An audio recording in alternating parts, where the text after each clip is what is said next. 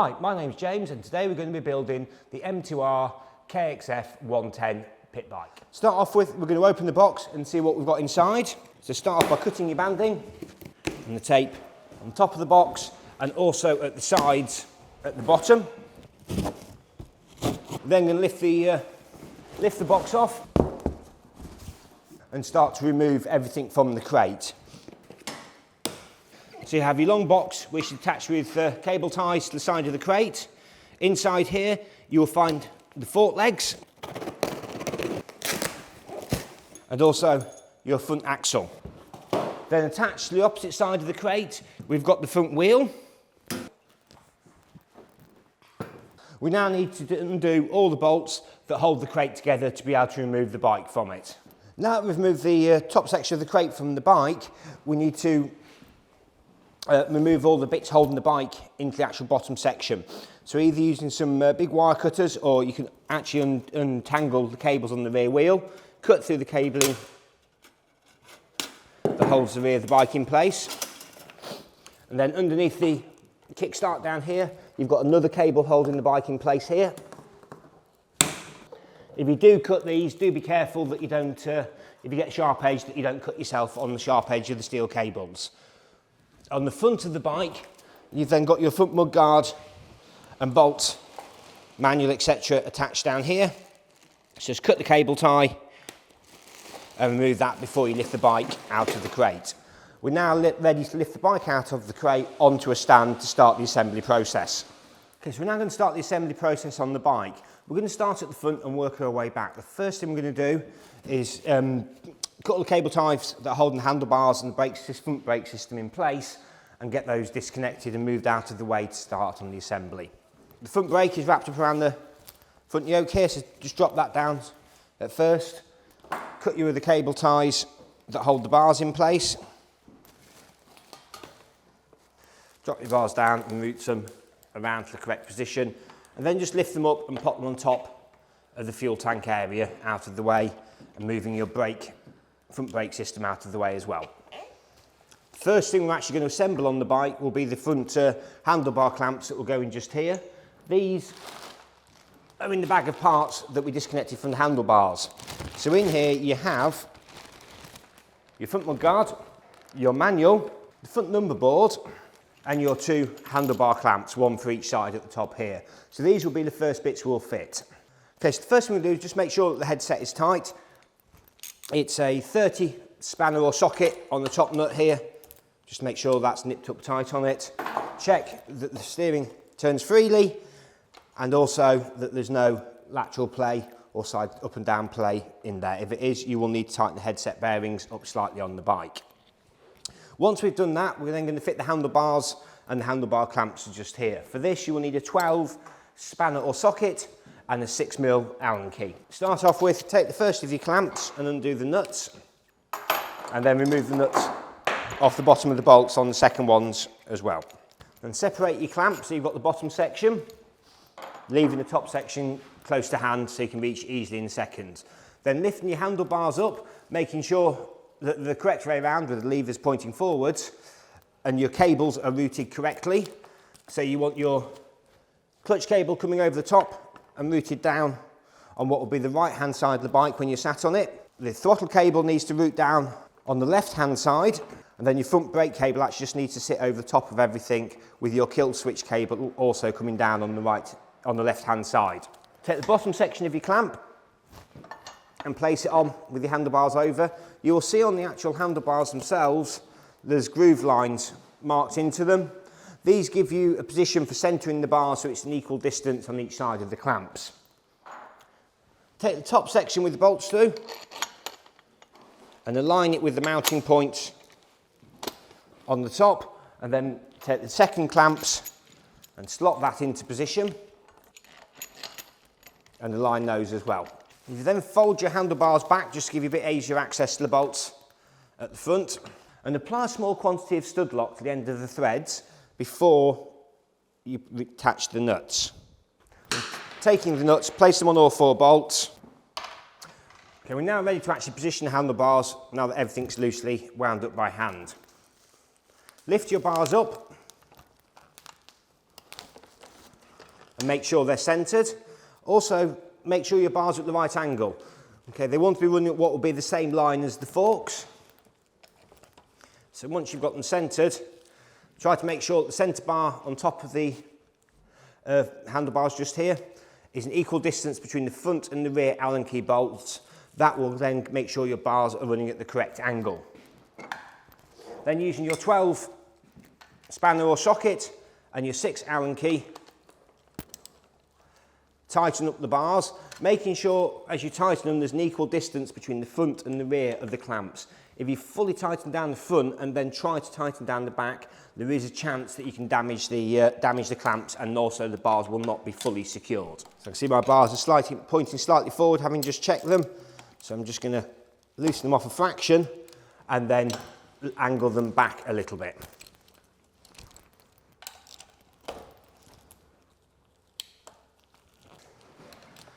Making sure the front and the rear are fully tight. Once we've completed this, we will then be ready to slide the fork legs into position. Okay, so we're now ready to attach the forklifts onto the vehicle. So we'll remove them from the bubble wrap. The one just here with the 2 extra feet on at the bottom is for the left-hand side of the bike when you're sat on it, and that's for mounting the front brake caliper onto. Then on the opposite side, you'll see there's no mounting points for the front brake calipers. This is the one that goes on the right-hand side. Okay, so make sure you've got your cables routed correctly where you want them before you attach the fork legs into position. Obviously, you don't want it sat on the outside necessarily. It wants to be tucked in on the inside just here to keep it routed nice and easily, and also stops it from snagging when you're riding. Now when you set the fork legs up into the right position, you'll need a 6 Allen key and lower them down so that the groove just here at the top of the fork leg is sat level with the top of your yoke. Once you're happy with that, grab your 6 Allen key and using the 2 bolts on the top and bottom yoke, tighten them up. Once you've completed one side, move on to the opposite side fork leg. As we're attaching the fork leg, again, make sure your cables are routed correctly out of the way so they're not going to snag on anything. And again, position exactly the same position of how you set the opposite side up for the height, and tighten the 6mm with the 6mm Allen key on the bolts. Now that we've fully attached the forks onto the bike, we're ready to move on to fitting the front mudguard and the front number board. Right, to start off with, remove the 3 bolts at the bottom of the yoke with an 8 spanner or socket. These hold the front mudguard in position.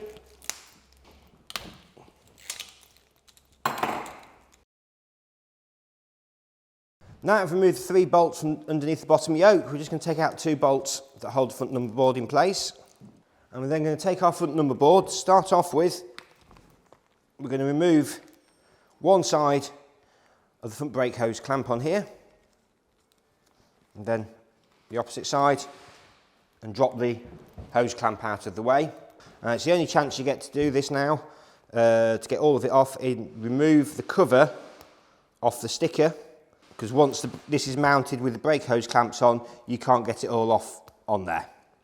Now that we've removed the sticker cover from the front number board sticker itself, place your brake hose over, take your clamp and place the bolts through it again. Just hold the bolts on here, and then only at this point loosely attach the nuts on the back and just align it to the correct position. You will be able to get a spanner behind to tighten up these nuts once you've got this tightened up and in place. It is easier to do this with these loose than having them clamped onto the cable. Take your bolts and place them through the number board again. Then using a Phillips or flat blade screwdriver, tighten up the top bolt, or start to tighten it so it's threaded in.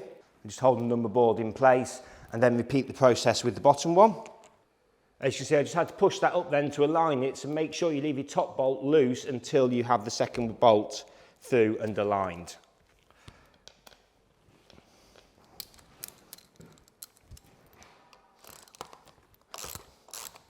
And tighten up the lower bolt first.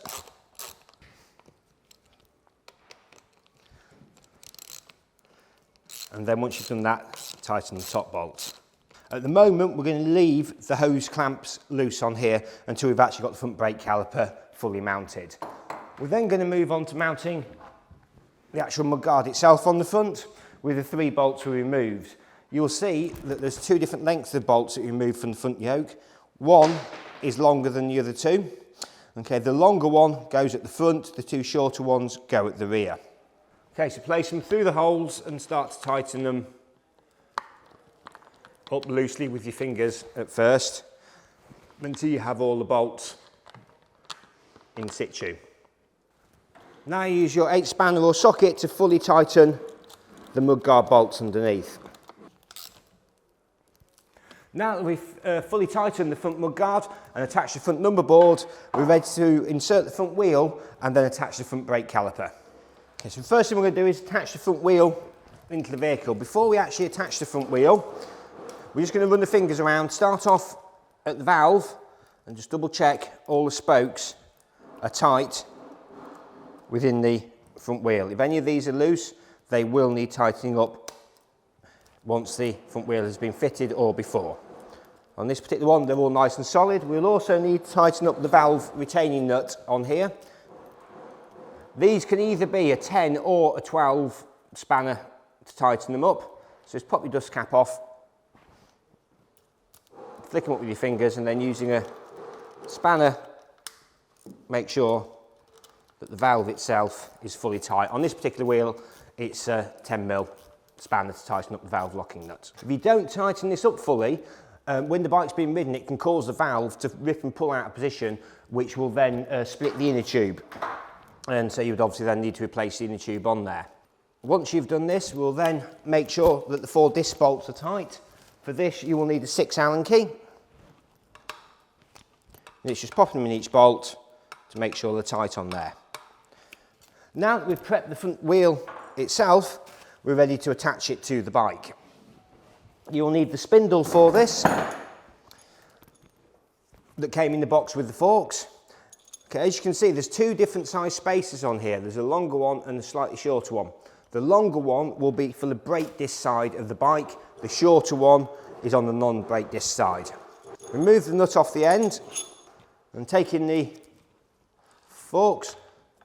These sections that the axle go through are on the front side of the forks, okay, with the caliper mounted at the back. Slide your axle through the first one. Using the longer spacer, pop it into position. And take your front wheel and slide it through. And then attach your smaller spacer. Then just need to align it with the other fork leg. And slide it through. Sometimes you do just need to put a little bit of pressure on and wind them through on there. Like I see, I just had to give that a little tap to get it to come all the way through. It is a snug fit in there to stop any play in the actual axle on the front. Once you've done that, apply a small quantity of thread, stud lock to the end of the threads, and then start to attach your nut on. To tighten this up fully, you'll need a 17 and a 19 spanner or socket combination. Once you've got it fully tight, spin the wheel over to make sure it spins freely and check it hasn't got any play at the top or bottom in the wheel on there. If it's got side to side play and it's rocking like this, it means you need to tighten your front axle up some more.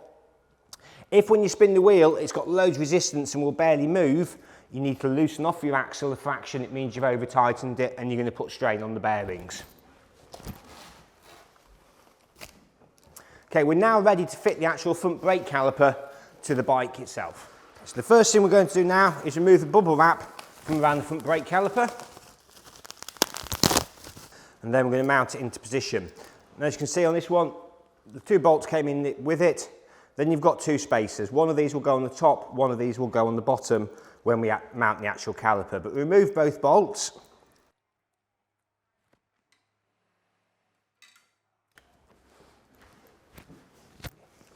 Taking your stud lock, apply a small quantity to the end of both the threads on the bolt. Then lift your caliper up into position and slide it over the brake disc. Now, if anybody, when you lifting out the crate or anything, or positioning the handlebars has caught the front brake, you may find that the pads have actually pushed in against each other. And is what you'll just need to do is very carefully use a flat blade screwdriver just to prise the pads apart and open them up again slightly. This will then allow you to slide it easily over the front disc. Once you have it in position, take one of your spacers, pop it on the back at the top, and one of your bolts so it's sitting in position.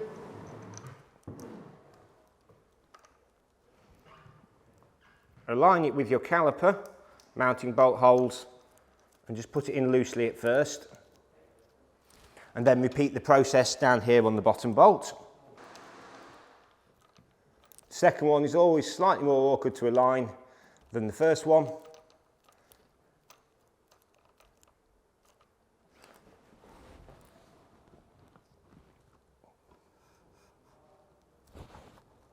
Looking through from the opposite side allows you to see how you need to adjust, which way you need to adjust the caliper to align it. Once you've got them both threaded in, you'll need a 10mm spanner or socket to fully tighten them.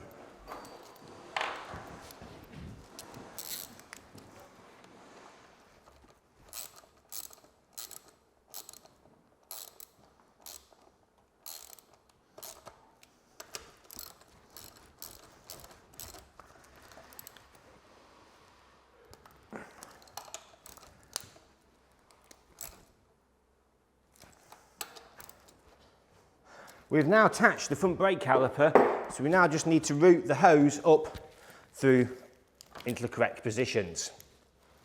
So as you're pushing it up, you'll see you've got the two plastic sections on here. One of these clips into here. Then feed the other one up, because it's going to go in here in the clamp section on the number board.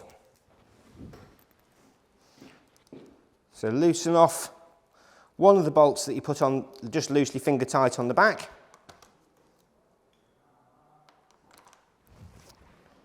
Slide it up and then pop it back in and placing your bolt through. We're now going to use an 8 spanner and screwdriver to tighten the clamp up just here.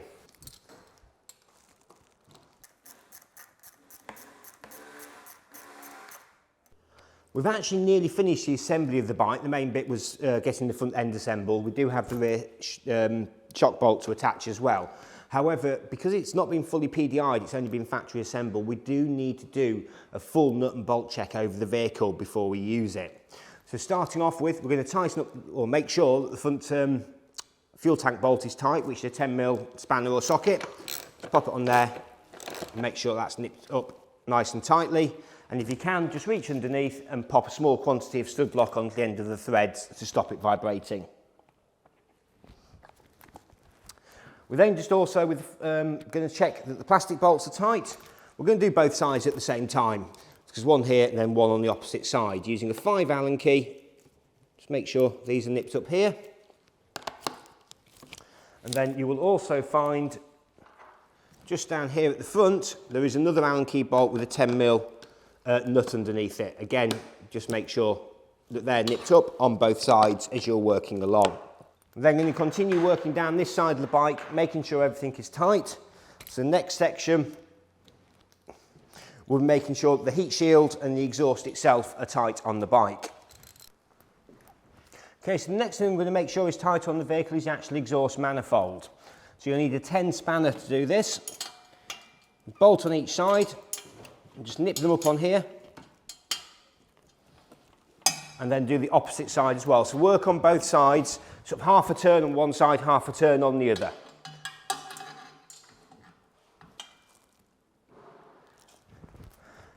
Then while working in this area, we're going to use an 8 spanner or socket to make sure that the bash guard bolts are tight that attach it to the cylinder head on both sides.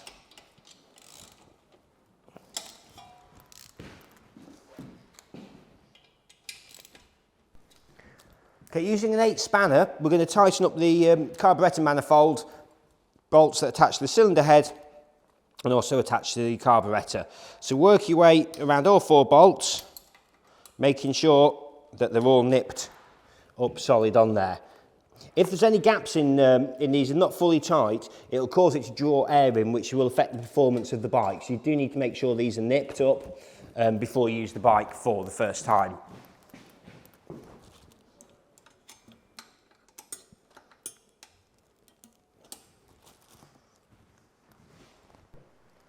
Okay, we're now going to make sure that the heat shield is tight on the exhaust. You'll need a 4 Allen key for this.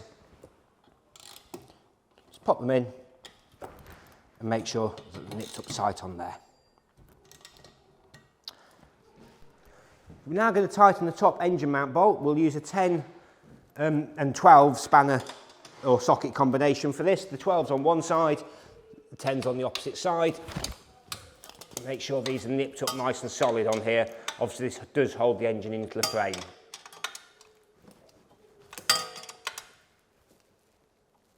Once you've tightened it, apply a small quantity of stud lock to the end of the thread.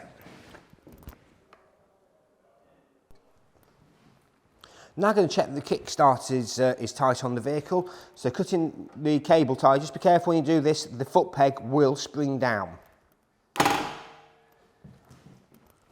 And then using a 10 spanner or socket, spanner is easier to get on, make sure that your kickstart is tight on there. We're then going to move back and make sure that the rear engine mounting bolt is tight as well. Okay, so we're now going to fully tighten the 4 bolts in this section here. We've got the rear brake reservoir to mount, the rear swing arm bolt and the rear engine mounting bolt. Start off with, we're going to do the rear brake reservoir. You'll need an 8mm spanner or socket to make sure that these are fully tight on here. Once these are fully tight, we're then going to check that the swing arm is tight. You will need a 12 and 14 spanner or socket combination. And then we're going to do the rear engine mount bolt here, which will be the 10 and 12 as we used earlier for the opposite side for the top engine mounting bolt.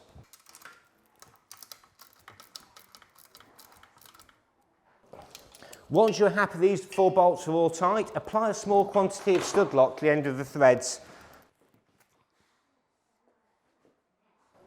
Okay, we're now ready to move back and mount the lower rear swing arm bolt on the shock and make sure that the top one's tight. So now I'm going to attach the rear shock bolt at the lower section into the swing arm. So start off with, undo this on here, slot the rear shock into position. Lift your rear swing arm up slightly. I tend just to pop my knee underneath it and align it with the correct position on there. These are tight when they go into the mounting yoke down here. Place your bolt through. Then using the 13 spanner on this side, was it? 13 spanner on this side, tighten this one through. You'll need a 14 for the opposite side.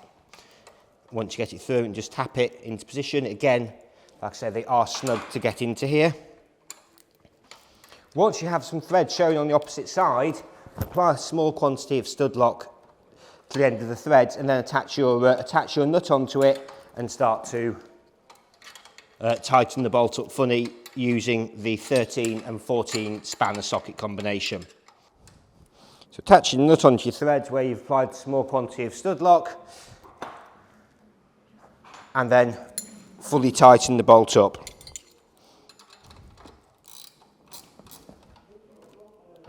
Once this bolt is fully tight, we then need to tighten the top shock bolt. Okay, so we're now going to tighten the rear shock bolt located up here. Again, using the 13 and 14 spanner combination.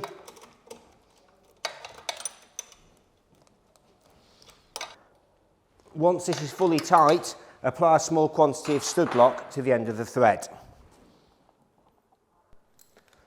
We're now going to make sure that the rear seat bolts are tight on here. You'll need an 8 spanner or socket. And we're now ready to move on to the back wheel. Okay, so we're now going to check the rear wheel spokes, that the valve retaining nut is tight, and then the brake disc is tight on here as well. Okay, so starting off again at the valve, start to rotate your rear wheel around, checking all the spokes as you're going along. Okay, and then we're going to tighten the valve locking nut down again as well. Again, on this particular one, it's the 10mm spanner or socket on the top of it. It's even more critical that the rear valve locking nut is fully tightened down than the front, because obviously this is the one that has all the force go through from the engine. So if this is slightly loose, it will cause that valve to rip out of the inner tube.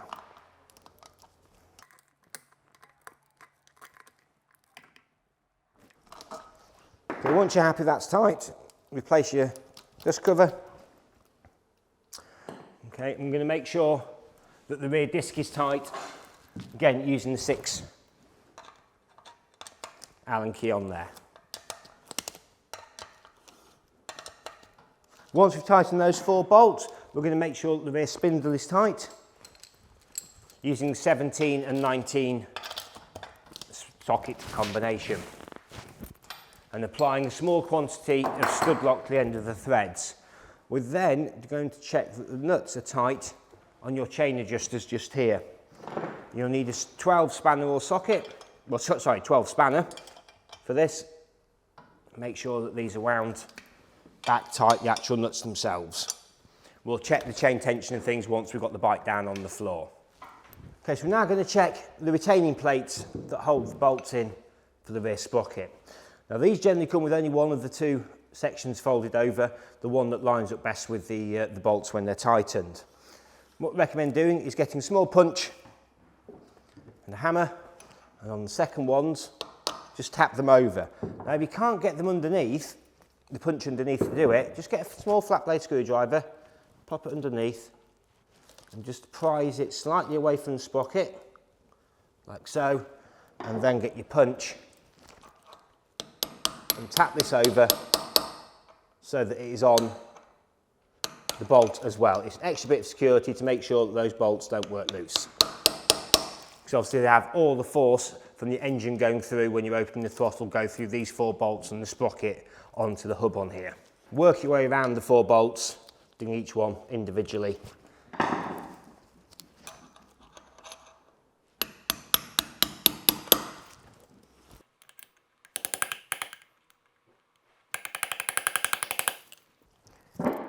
Now we've made sure these are secure, we're ready to make sure that the chain tensioner just here is secure as well. Okay, so I'm now going to tension the chain guide down here using the 5 Allen key.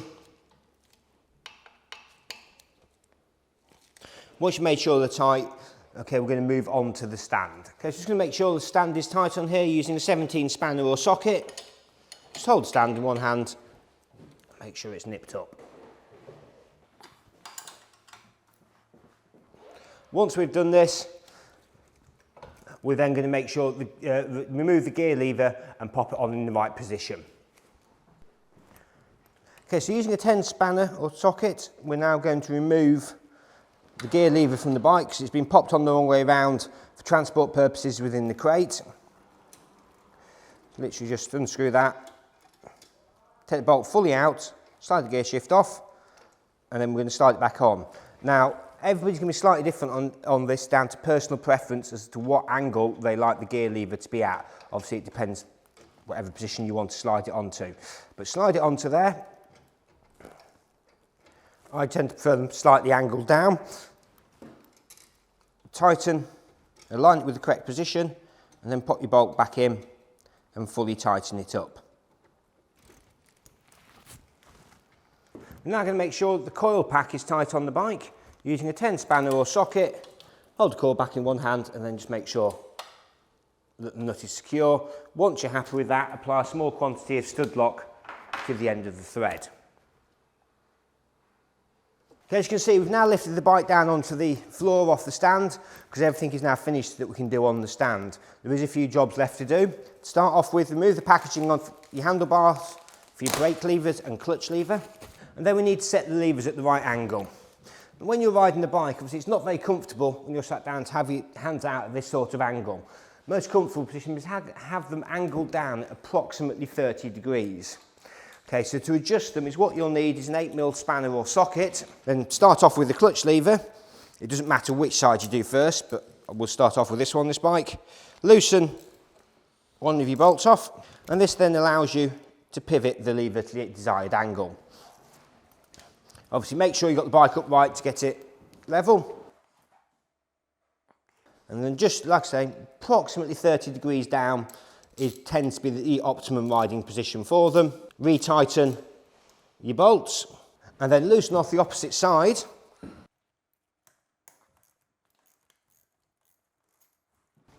And again, then just rotate it around so it's looking across the handlebars or from the front to make sure that they're sat at the same angle. Once you're happy with the angle of these, retighten the bolt you loosened. Okay, we now just need to check the free play in the clutch to make sure it's going to operate correctly. Right, so we're now going to set the free play up in the clutch itself. Okay, when we say free play, this is basically how much movement's in the clutch lever before it actually starts to engage the clutch on the bike. So to do this, you'll need to stand over the bike and basically looking down at your clutch lever where it attaches on the engine, pull on here. You can feel it as you go along, you don't even need to look. When you're pushing it, if you push it like this, or pulling it, you can feel where the tension starts to come in as the clutch starts to pull on the lever down there. Now this one is about right. You've got about 2 mil before the clutch starts to engage on there. Now if you need to adjust it, there's a couple of ways of doing it. One of them is on the adjuster on here. This is a cable tensioner. So you can pull it out a fraction and then rotate this around. The more you tighten this so it or unwind it so it comes out, the more tension it puts on the cable. So it will take free play out of the clutch lever. Or if you wind it in further, it will increase the free play before the clutch starts to do anything. Okay, so we'll just get this into the right position. Once you're happy with it, make sure that the locking nut is wound back, but that it does not align with the groove for taking the cable out. So you may not be quite on the optimum clutch position, but for safety you need to make sure that they don't align with each other. Right, we now need to make sure that the engine mount bolts on the foot section down here are tight. These will be 6 Allen key bolts. I've just lent the bike to one side to allow the camera to see. Normally I'd lay underneath the bike and do this. Just make sure they're all nipped up on there. There's 2 on each side, so the 2 there, and then the 2 corresponding bolts on the bottom down here. Thank you for watching the assembly video for the KX110 pit bike. We will need to do an oil change on this bike before we used it for the first time. As you probably saw on the box when you uncrate it, there is large warning labels and also on the rear of the bike saying it only contains transport oil. We're going to do that in a separate video once we've fueled the bike and bits up on here.